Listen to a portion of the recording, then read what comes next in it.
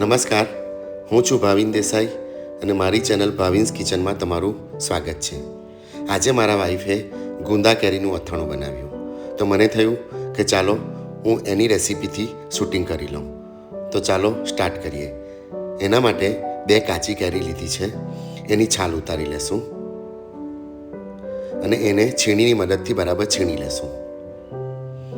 આ જુઓ, બંને કેરી મેં છીણી લીધી છે.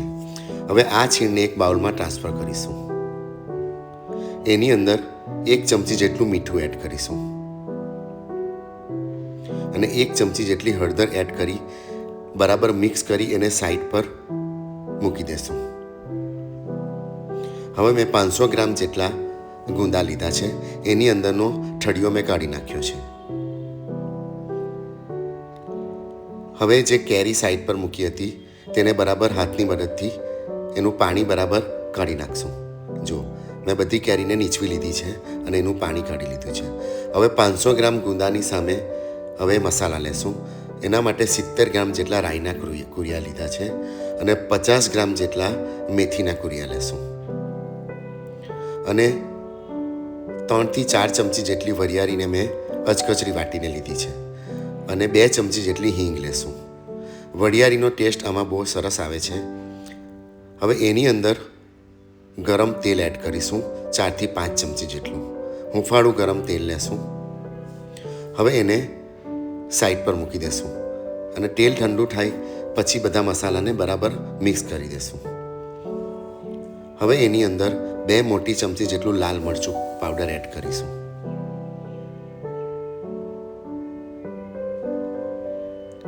સ્વાદ પ્રમાણે મીઠું એડ કરીશું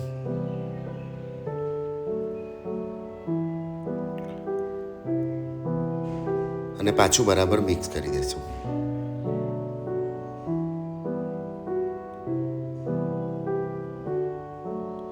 તમે આ રેસીપીથી ગુંદા કેરીનું અથાણું બનાવશો, એકદમ ડિલિશિયસ બનીને રેડી થશે. હવે જે કેરી છીણીને રાખી હતી તે આ મસાલામાં એડ કરશું. પાછું બરાબર કેરી અને મસાલો મિક્સ કરી દેશું.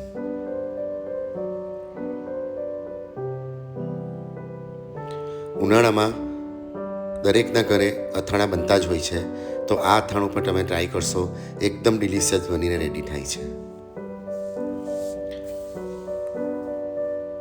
હવે મને થોડી હળદર ઓછી લાગતી હતી એટલે 1 ચમચી જેટલી હળદર એડ કરી છે અને 2 ચમચી જેટલું કાશ્મીરી લાલ મરચું એડ કરીશું. એને લીધે અથાણાનો કલર એકદમ સરસ આવશે અને પાછું બરાબર મિક્સ કરી દઈશું. હવે આ સ્ટફિંગ રેડી છે. હવે ગુંદા આપણે એનો બીજ કાઢીને રાખ્યા હતા તેમાં સ્ટફિંગ એડ કરી દઈશું. મારા વાઈફે બધા ગુંદામાં સ્ટફિંગ એડ કરી દીધું છે. હવે એને એક બરણીમાં ટ્રાન્સફર કરશું. બરણીમાં પહેલાં નીચે મસાલાનું લેયર કરીશું અને ઉપર આ ગુંદા એડ કરીશું. ગુંદા એડ કરી પાછું ઉપરથી મસાલાનું લેયર કરશું અને આ રીતે બધા ગુંદાને સ્ટફિંગ એડ કરી એક બરણીમાં ટ્રાન્સફર કરી દઈશું. હવે એની ઉપર હૂંફાળું ગરમ તેલ એડ કરીશું. તેલ વધારે ગરમ નથી કરવાનું, હૂંફાળું ગરમ કરીને એની ઉપર એડ કરીશું.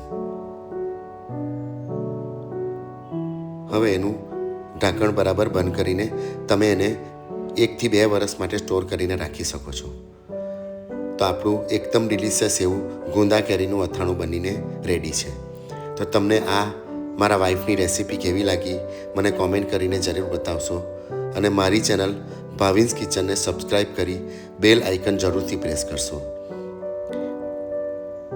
એનાથી મારી આગળની રેસીપીનું નોટિફિકેશન તમને તરત આવશે અને તમે મારી રેસીપી તરત જોઈ શકશો.